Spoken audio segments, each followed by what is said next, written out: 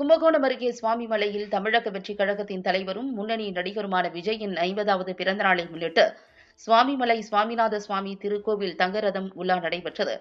கும்பகோணம் அருகே சுவாமிமலை சுவாமிநாத சுவாமி திருக்கோவிலில் தமிழக வெற்றிக் கழகத்தின் தலைவரும் முன்னணி நடிகருமான விஜயின் 50வது பிறந்தநாளை முன்னிட்டு மாநில தலைமை குழு பொறுப்பாளர் புசி ஆனந்த் தலைமையில் தங்கரதம் உலா நடைபெற்றது.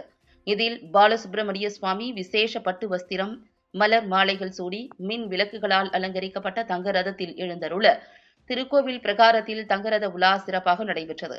இதில் மாவட்ட தலைமை பொறுப்பாளர் விஜய் சரவணன், மாநகர பொருளாளர் தங்கதுரை, பெலிக்ஸ், கார்த்திகேயன், குருமூர்த்தி, மாதவன், கணேசன், அஜித்குமார், அருண்குமார், மணிகண்டன், சுசி மற்றும் நிர்வாகிகள், பொறுப்பாளர்கள் உள்ளிட்ட ஏராளமானோர் கலந்து கொண்டனர்.